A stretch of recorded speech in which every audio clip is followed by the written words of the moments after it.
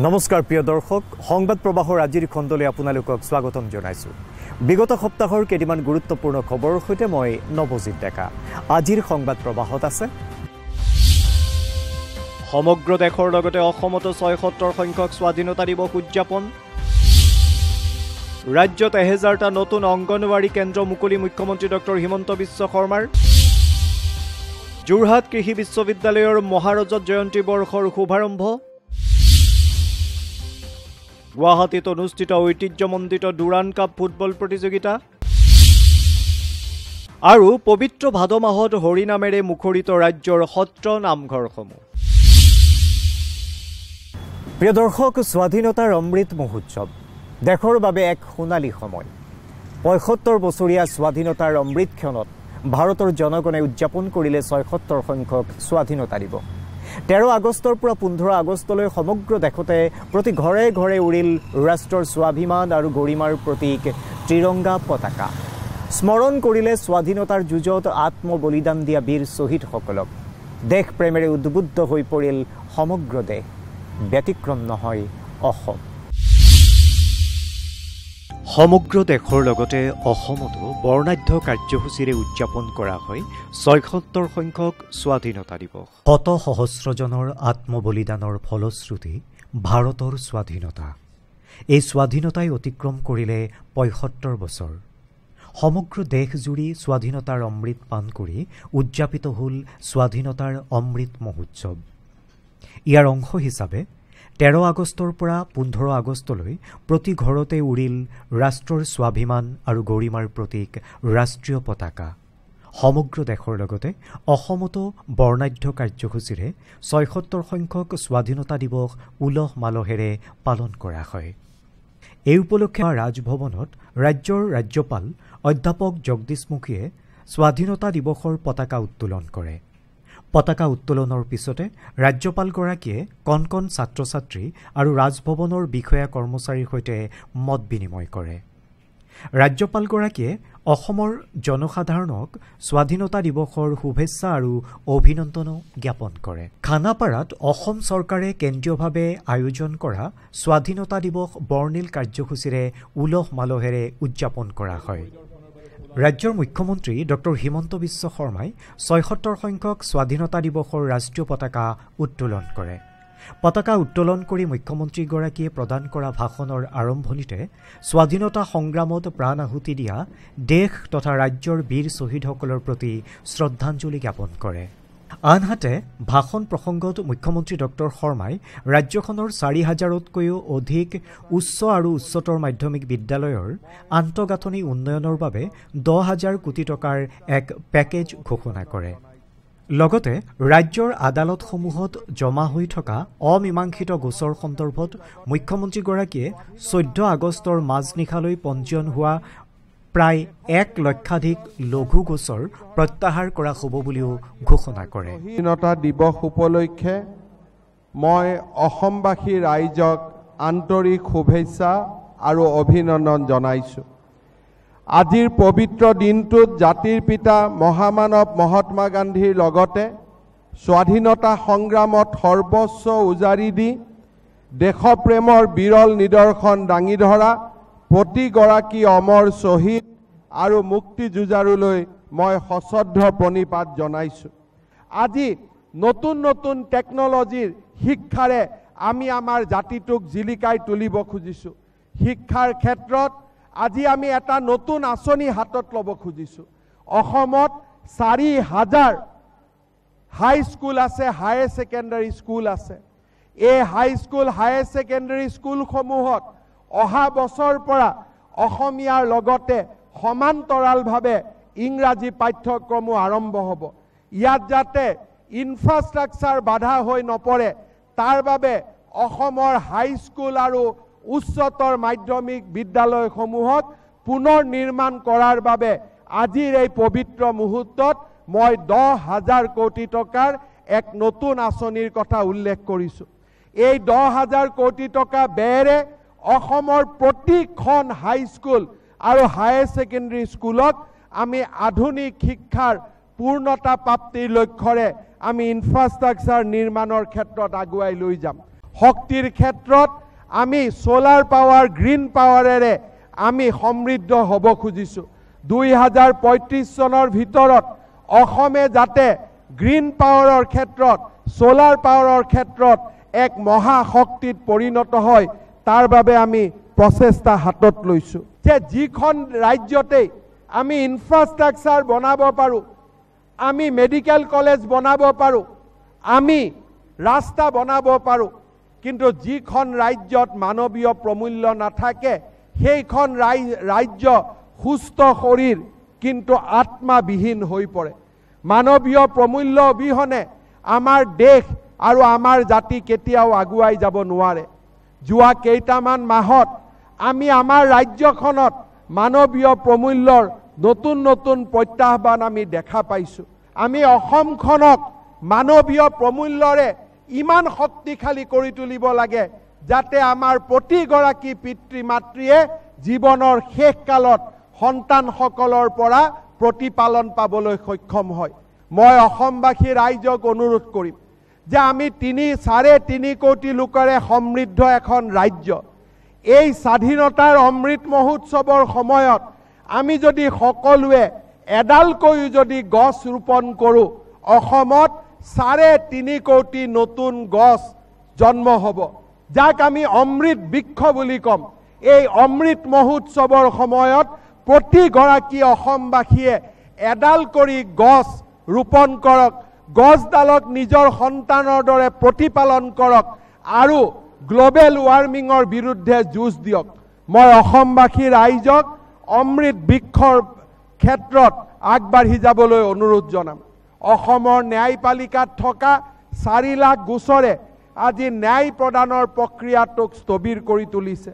স্বাধীনতাৰ তিৰংগ পতাকাৰ তলত থিয় হৈ মই ঘোষণা কৰিছোঁ যে 2022 চনৰ 14 আগষ্টৰ মাজনিশালৈকে যিসমূহ সৰু সৰু গোচৰত কোনোবাৰ ফেচবুকত লিখা কোনোবাৰ টুইটাৰত লিখা সৰু সৰু গোচৰত যি কেছ ন্যায়পালিকাত ওলমি আছে তেনেকুৱা 1 লাখ গোচৰ আমি আনুষ্ঠানিকভাৱে প্ৰত্যাহাৰ কৰিবলৈ সিদ্ধান্ত লৈছোঁ যাতে ন্যায়পালিকাই ধৰ্ষণ হত্যাৰ দৰে আটাইতকৈ গুৰুতৰ অভিযোগসমূহত তেওঁলোকৰ দৃষ্টি নিক্ষেপ কৰিব পাৰে তাৰ পাছত মুখ্যমন্ত্ৰীগৰাকীয়ে কেন্দ্ৰীয় সশস্ত্ৰ বাহিনী অসম আৰক্ষী আৰু বিভিন্ন বিদ্যালয়ৰ ছাত্ৰ ছাত্ৰীসকলে প্ৰদৰ্শন কৰা কুচকাৱাজৰ অভিবাদনো গ্ৰহণ কৰে এই অনুষ্ঠানত বিভিন্ন সাংস্কৃতিক কাৰ্যসূচীও ৰূপায়ণ কৰা হয়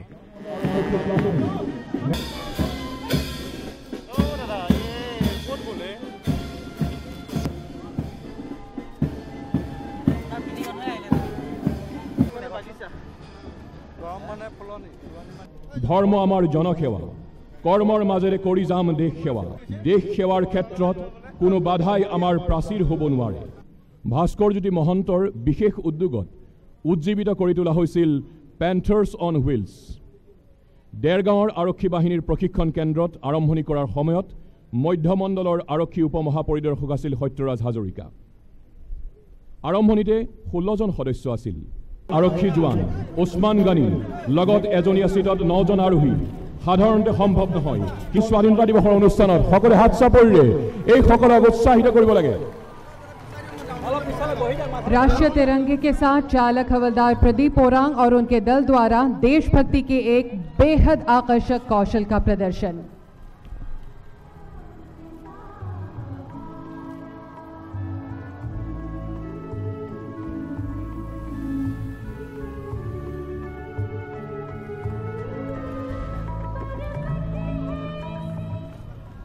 দুঃসাহসিক কলাৰ আকৰ্ষণীয় প্ৰদৰ্শন মডেল বিঅপি অৰ্থাৎ সীমান্ত নিৰীক্ষণ চকীৰ আৰ্হি এখন দুচকীয়া বাহনত 10 জন জোৱানৰ এক অতি আকৰ্ষণীয় দুঃসাহসিক কলা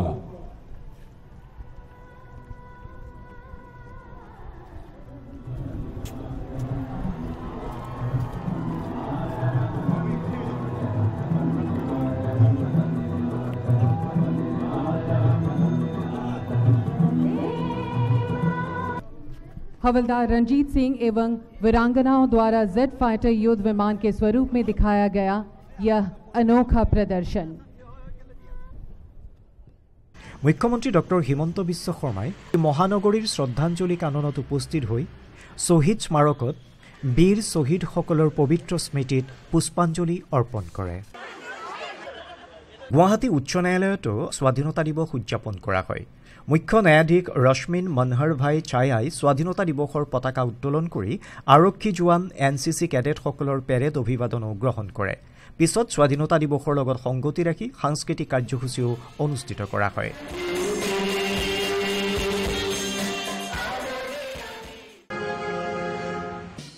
উত্তৰ পূব সীমান্ত ৰেলৱে মালিগাঁওস্থিত মুখ্য কাৰ্যালয়তো স্বাধীনতা দিৱস পালন কৰা হয়। স্বাধীনতা দিৱস উপলক্ষে উত্তৰ পূব সীমান্ত ৰেলৱে ষ্টেডিয়ামত অনুষ্ঠিত অনুষ্ঠানত পতাকা উত্তোলন কৰে উত্তৰ পূব সীমান্ত ৰেলৱেৰ মহাপ্ৰবন্ধক অঞ্চল গুপ্তাই। ৰেলৱে সুৰক্ষা বাহিনী স্কাউট গাইডৰ সদস্যসকলে প্ৰদৰ্শন কৰা মাৰ্চ পাষ্টৰ অভিবাদনো গ্ৰহণ কৰে। গুৱাহাটী দূৰদৰ্শন কেন্দ্ৰতো উলহ মালহেৰে স্বাধীনতা দিৱস উদযাপন কৰা হয়।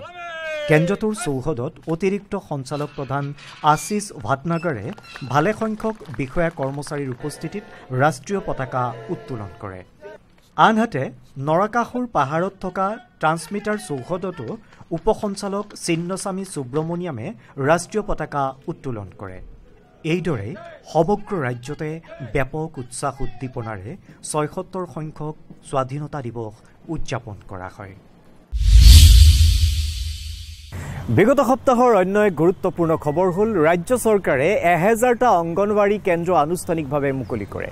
শিশুসকলৰ পুষ্টি আৰু বৌদ্ধিক চেতনাৰ প্ৰতি লক্ষ্য ৰাখি এই অংগনৱাড়ী কেন্দ্ৰসমূহৰ বিকাশ ঘটোৱা হৈছে। কামৰূপৰ পলাশবাৰীত মুখ্যমন্ত্ৰী ডক্টৰ হিমন্ত বিশ্ব শৰ্মাই এই কেন্দ্ৰসমূহ মুকলি কৰে। কামৰূপ জিলাৰ পলাশবাৰী RB খেলপথাৰত আয়োজিত এক অনুষ্ঠানত বিগত সপ্তাহৰ দেওবাৰে মুখ্যমন্ত্ৰী ডক্টৰ হিমন্ত বিশ্ব শৰ্মাই ৰাজ্যজুৰি আদৰ্শ অংগনৱাড়ী কেন্দ্ৰসমূহ আনুষ্ঠানিকভাৱে উদ্বোধন কৰে। এই অংগনৱাড়ী কেন্দ্ৰসমূহত আছে অত্যাধুনিক ৰান্ধনীশাল, শ্ৰেণীকোঠা, শিশুসকলৰ খেলৰ সামগ্ৰী, বিশুদ্ধ খোৱা পানী, বাথৰুম, মহিলা গৃহ ইত্যাদি। ইয়াৰ আগেয়ে বৰঝাৰ বিমানবন্দৰৰ সমীপত বঙৰাত মুখ্যমন্ত্ৰীগৰাকীয়ে নৱনিৰ্মিত আদৰ্শ কেন্দ্ৰ এটা আনুষ্ঠানিকভাৱে মুকলি কৰে। উল্লেখ্য যে ৰাজ্যখনত মুঠ ১০০০টা আদৰ্শ অংগনৱাড়ী কেন্দ্ৰ নিৰ্মাণ কৰাৰ বাবে ৰাজ্য চৰকাৰে সিদ্ধান্ত লৈছিল আৰু প্ৰায়বোৰ কেন্দ্ৰৰ নিৰ্মাণ সম্পূৰ্ণ হৈ উঠিছিল। কাৰ্যকাল চোৱাত প্ৰথম ২০২৬ চনৰ আগতে ১০,০০০ অংগনৱাড়ী কেন্দ্ৰক আমি আদৰ্শ অংগনৱাড়ী কেন্দ্ৰলৈ ৰূপান্তৰ কৰিম। কোনোবা চেণ্টাৰত ১৫ লাখ টকা, কোনোবা চেণ্টাৰত ২৫ লাখ টকা ষ্টুডেণ্ট অনুযায়ী সেইধৰণে আমি নতুনকৈ পুৰণা ঘৰবিলাক পৰিৱৰ্তন কৰি নতুন কেন্দ্ৰ আমি বনাম। আপোনালোকে পুৰণা ঘৰৰ ফটো এখন দেখিলেই এই ঘৰটো আৰু পুৰণা ঘৰৰ মাজত পাৰ্থক্যটো আপোনালোকে বুজি পাব। যোৰহাট কৃষি বিশ্ববিদ্যালয়ে মহাৰজত জয়ন্তীত ভৰি দিলে। মহাৰজত জয়ন্তীৰ বছৰজোৰা কাৰ্যসূচীৰ বিগত সপ্তাহত শুভাৰম্ভ কৰা হয়। শুভাৰম্ভ অনুষ্ঠানত উপস্থিত থাকে দেশৰ প্ৰাক্তন মুখ্য ন্যায়াধীশ তথা সাংসদ ৰঞ্জন গগৈ।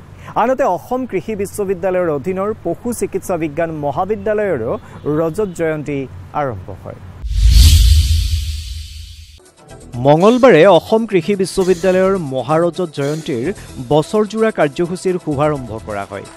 যোৰহাটস্থিত অসম কৃষি বিশ্ববিদ্যালয়ৰ মূল চৌহদ মাধৱ দাস সোঁৱৰণী প্ৰেক্ষাগৃহত অনুষ্ঠিত হোৱা বিশেষ অনুষ্ঠানত উপস্থিত থাকে দেশৰ ভূতপূৰ্ব মুখ্য ন্যায়াধীশ তথা বৰ্তমানৰ ৰাজ্যসভাৰ সাংসদ ৰঞ্জন গগৈ।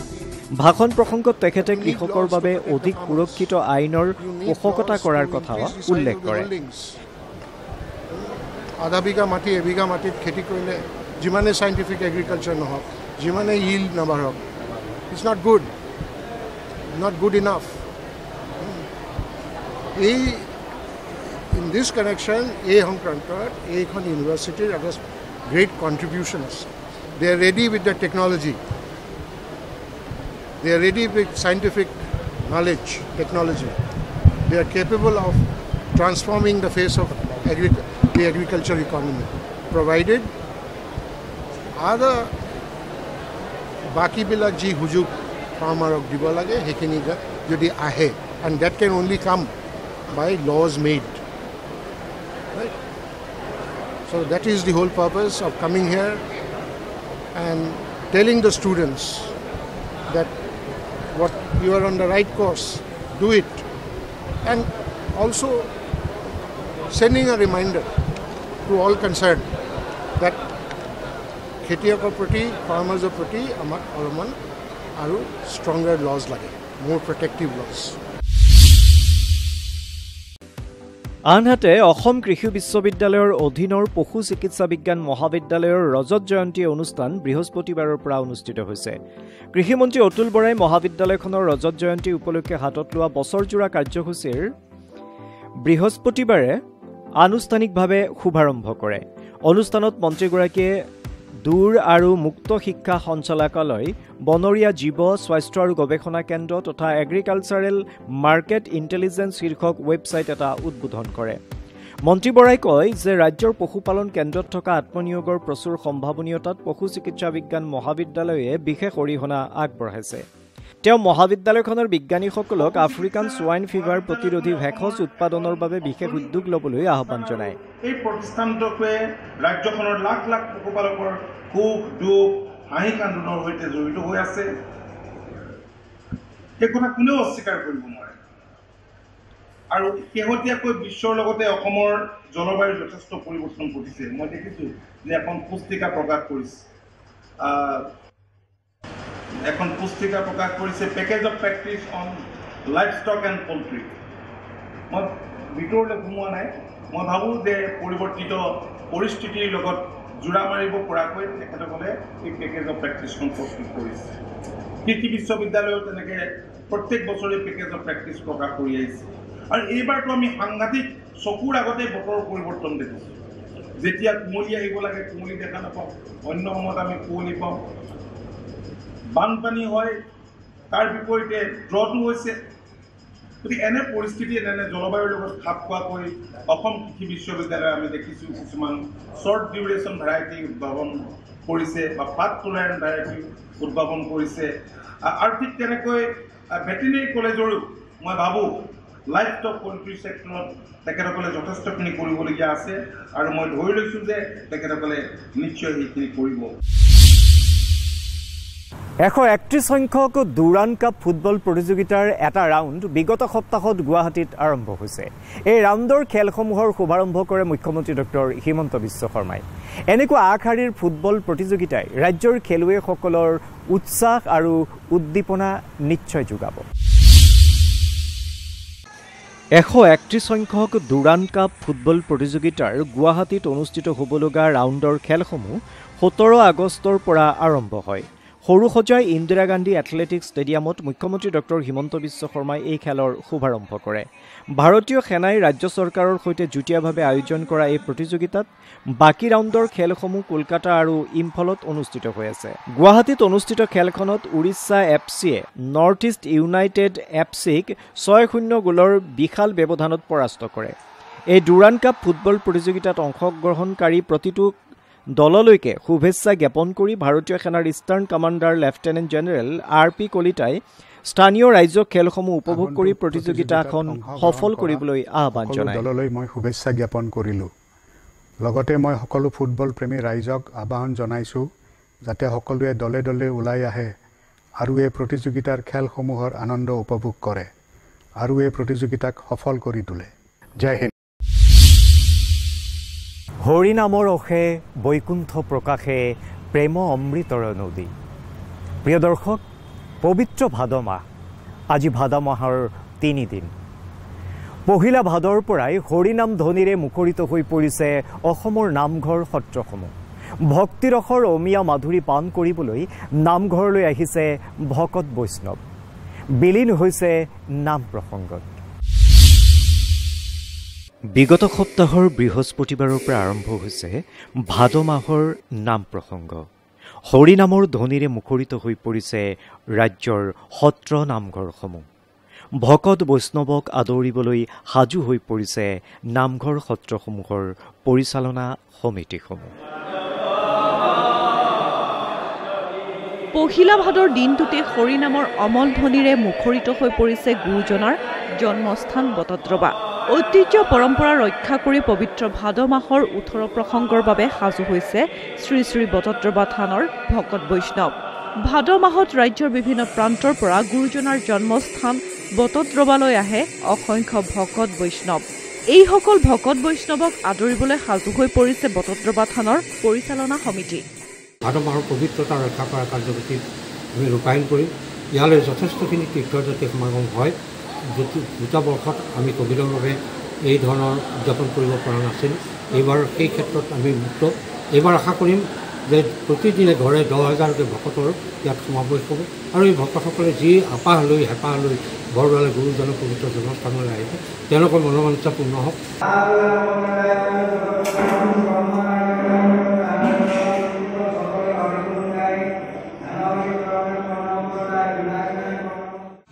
যোৰহাটৰ ঐতিহ্যমণ্ডিত ঢেকীয়াখোৱা বৰ নামঘৰতো একেই পৰিৱেশ।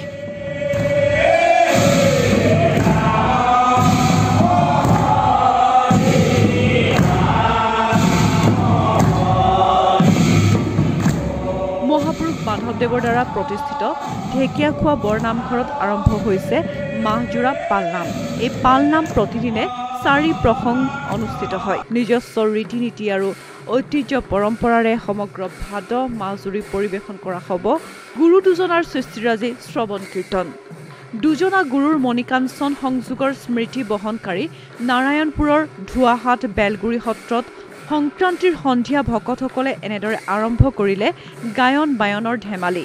ভাদ মাহৰ প্ৰতিটো সন্ধিয়া ভকতসকলে সত্ৰৰ কীৰ্তন ঘৰত পৰিৱেশন কৰিব এই ধেমালি। উল্লেখ্য যে এই ধেমালি একমাত্ৰ ভাদ মাহতহে পৰিৱেশন কৰা হয়। ভাদৰ মাহত আমাৰ সন্ধিয়া গায়ন বায়নৰ পৰা গীতে মাতে সকলোখিনি ভাদ মাহটো আমাৰ চলিব আৰু সেই উপলক্ষে আমি আজি আমাৰ সংক্ৰান্তি তিথিৰ দিনাখনে আমাৰ ধেমালি আৰম্ভ হৈছে আৰু এই দুইজনা গুৰু মিলননাথ থান ধুৱাহাট বেলগুৰি সত্ৰ আৰু এই বেলগুৰি সত্ৰতেই আমাৰ গুৰু দুজনা মিলনৰ থানৰ হিচাপে শংকৰ মাধৱৰ দুইজনা গুৰুৰ কীৰ্তন আমাৰ 4 দিনীয়াকৈ পতা হয় আৰু উলহ মালহে সকলো নাচ নৃত্য ভাওনা সকলোখিনি হয় আৰু সেই উপলক্ষে আজি আৰম্ভণি সংক্ৰান্তিত আমাৰ ধেমালি আৰম্ভ হৈছে। ঠিক সেইদৰে দ্বিতীয় বৈকুণ্ঠলৈ পৰ্যবেক্ষিত হৈছে ৰাজ্যৰ বিভিন্ন ধৰ্মস্থানসমূহৰ লগতে গোলাঘাটৰ শ্ৰী শ্ৰী আঠখেলীয়া নামঘৰ। পুৱাই ভক্তপ্ৰাণ ৰাইজ আহি এগছি বন্তি প্ৰজ্বলন কৰাৰ লগতে পৰিয়াল তথা সমাজৰ কুশল মংগলৰ বাবে শৰাই আগবঢ়ায়। ৰাজ্যৰ বিভিন্ন প্ৰান্তৰ ভকত বৈষ্ণৱৰ লগতে অতিথিক আপ্যায়ন কৰিবলৈ সাজু হৈ পৰিছে নামঘৰৰ পৰিচালনা সমিতি। শ্ৰী শ্ৰী আঠখেলীয়া নামঘৰত প্ৰতি বছৰে পালন কৰি অহা পবিত্ৰ ভাদ মাহৰ নাম মহোৎসৱ ইতিমধ্যে যোৱাকালিৰ পৰা আৰম্ভ হৈছে। আজি ভাদ মাহৰ 1 তাৰিখ। আজি ৰাতিপুৱা 4 বজাৰ পৰা যথেষ্ট সেৱকীসকল আমাৰ নামঘৰত আহি উপস্থিত হৈ যথেষ্ট ভিৰ কৰিছে। তেখেতলোকে ভগৱানৰ চৰণত প্ৰাৰ্থনা ল'বৰ কাৰণে আশীষ ল'বৰ কাৰণে যি নৈবেদ্য আগবঢ়াইছে বন্তি প্ৰজ্বলন গৃহত তেখেতলোকে বন্তি প্ৰজ্বলন কৰিছে আৰু লগতে আমাৰ সেৱকীসকলৰ সুবিধাৰ কাৰণে আমি বাছ স্থানৰ পৰা আৰম্ভ কৰি খোৱা পানীৰ ব্যৱস্থালৈকে সম্পূৰ্ণ আমি ব্যৱস্থা কৰি ৰখা হৈছে।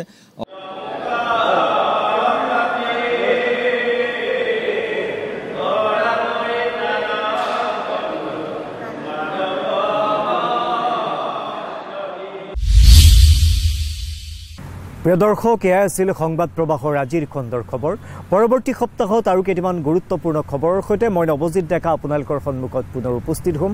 আপোনালোকে চাবলৈ নাপাহৰিব DD অসমৰ অনুষ্ঠান সংবাদ প্ৰবাহ সম্প্ৰচাৰিত হৈ প্ৰতি শনিবাৰে দিনৰ 2:30 বজাত। তেতিয়ালৈ বিদায় লৈছোঁ। নমস্কাৰ।